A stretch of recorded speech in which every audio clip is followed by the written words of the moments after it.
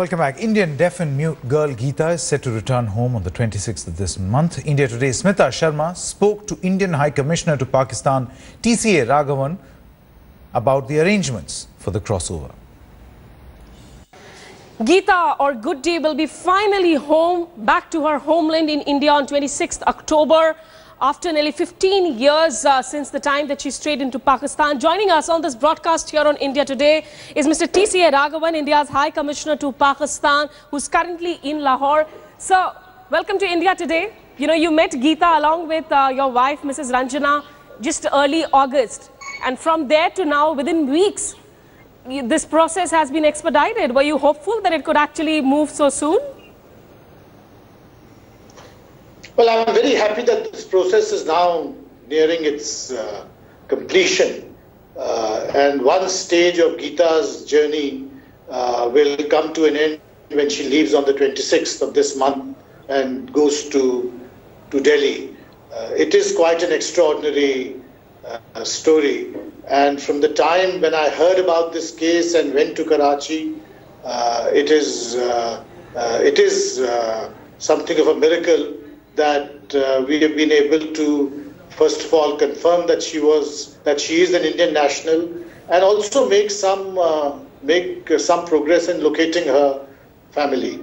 Right. So yes, I am very happy about it and very hopeful for the future as far as this girl is concerned.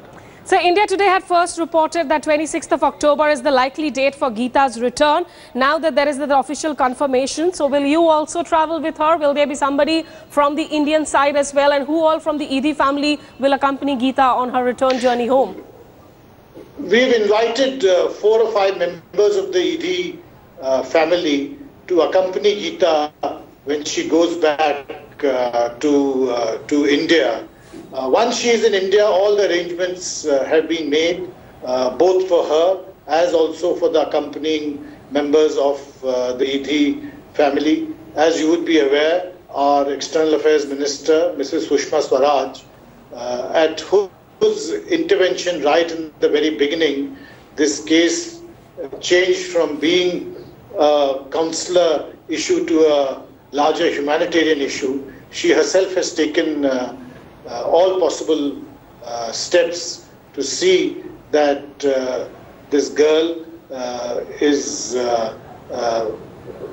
happy when she goes back to India, right, and has a bright future ahead. But sir, you know, when you met her, of course, following those media reports that came out, India Today took up Geeta's plight as well. What was Geeta's initial reactions like when you and Mrs. Ranjana Raghavan were meeting her? What was it that she was able to communicate to you, and what was the biggest hurdle for you at that point?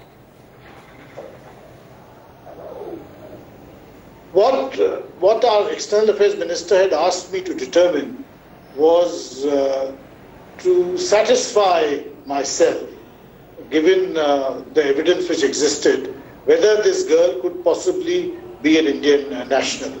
As you know, she cannot speak and she communicates through signs, but she also writes clearly in the Devanagari script. And after spending some time with her, I had no doubt that this girl is originally from India.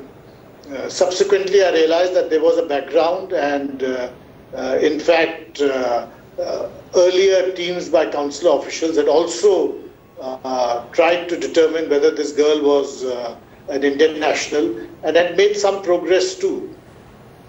Right. Okay. You know, sir, but as you're saying yourself, is Geeta's case also a case in point where perhaps there was a higher level political push? You intervened so actively because this case had been taken up by Ansar Barni, who had traveled to India, the international human rights activist, in the past 2-3 years back too, and Geeta's file had been moving in the High Commission there, through the High Commission there, but at a much slower pace. So for the many Geetas, for the many children lost perhaps both in India and in Pakistan, will all individual cases, can we hope that it will be expedited perhaps in the days to come? We do try to expedite all cases. This case presented peculiar difficulties because the girl herself is unable to communicate clearly all the facts which she may otherwise have at her disposal. But I do take your point that in dealing with consular issues, often there are difficulties of procedure which can be frustrating for the people themselves who are facing that particular situation.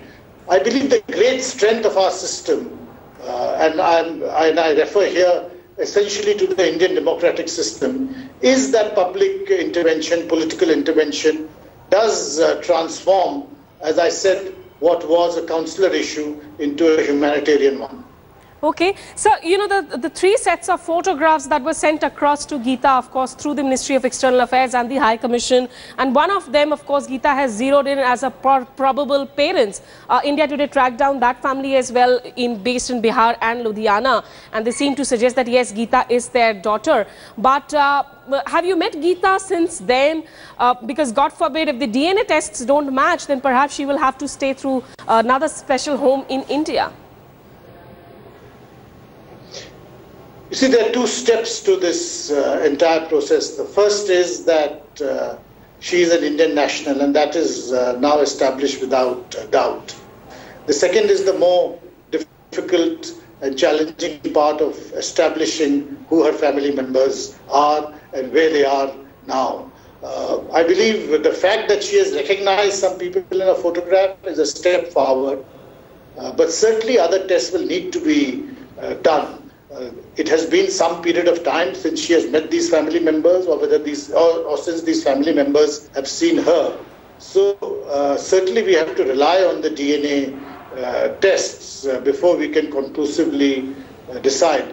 But on her living in India and her being cared for in India, I would have no great difficulty in assuming that she will be very well looked after. She has to be equipped to lead a new life, because it is quite an extraordinary story for a young girl or a young woman to have gone through. And if one looks at the different ingredients of that story up to the stage when Mrs. Sushma Swaraj took such a keen interest and personal interest in the matter, it is quite an extraordinary tale.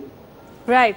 So, you know, now that Geeta is all set for her homecoming, what do you have to say about the ED Foundation that was her second home in Pakistan for all these years? Clearly, you know, the home will also be missing their own daughter. Well, as you would be aware, the ED Foundation has a very great reputation, not just in Pakistan, but all over the world, for the humanitarian impulses they act out of. I believe they do things which are not just commendable, but which restore people's faith in simple virtues such as goodness. They have looked after Geeta and provided her a certain home away from home, which is a wonderful story in itself. As you know, our External Affairs Minister, one of the first things she had done was to thank this family profusely. And we are very happy that members of this family will be accompanying her to India and spending a few days there. So just last two questions before I let you go. You know, a lot of people have been saying that Geeta's story also got a push at a time when Bajrangi Bhaijaan, the film, hit the silver screens, and perhaps Sushma Swaraj proved to be the Bajrangi Bhaijaan. You all were the Bajrangi Bhaijaan team, really. But, you know, Geeta has said that she would also like to meet Salman Khan. Is that something that the ministry is facilitating too at this point? I'm not aware of all the details of who she will be meeting once she returns, but you're quite right in pointing out that this extraordinary story has many ingredients in it. Certainly the film, certainly the interest which Mrs. Sushma Swaraj personally took in following up all the leads. And it's very interesting to note that each of the many photographs we shared with the ED family and with Geeta had in fact been conveyed to Mrs. Sushma Swaraj in India, first by family members directly. So her intervention was a very important one. But there is also the role of the girl herself, who has retained this very keen desire to return back to her home. I think that is the third very, very extraordinary ingredient in this story. Absolutely. One final question, sir. You know, since the time you have been in Islamabad as our envoy, we have seen several moments, you know, in this blow-hot, blow-cold relationship between India and Pakistan that have been very, very difficult. And we have entered into a phase where the narrative has been about accusations, counter-accusations. So in these times, do stories like Geeta's actually provide that hope that perhaps the two countries, despite their geopolitical strategic differences, it's the people-to-people connect that can still provide a positive atmosphere for things to move on? The people-to-people connect illustrates that no matter what are the differences, India and Pakistan are neighbors and are going to remain neighbors. Neighbors will always have differences, but there are issues which neighbors will have to address all the time, and they can only address many of these issues together. If you recall, a few months ago, our External Affairs Minister had referred to the cooperation between India and Pakistan to provide assistance and evacuation help following the civil war situation in Yemen. Right. Again, these are things which neighbors have to do together, and certainly this is one more story which adds to that corpus of information we have about where India and Pakistan have worked very well together in the past. Absolutely. There's always that scope of great cooperation despite the conflicts and the confrontation. Many thanks, High Commissioner Raghavan, for joining us from Lahore on this special broadcast. And clearly, we will be tracking this story very, very closely, nearer to the date of Geeta's return as well, when she finally lands back to her homeland.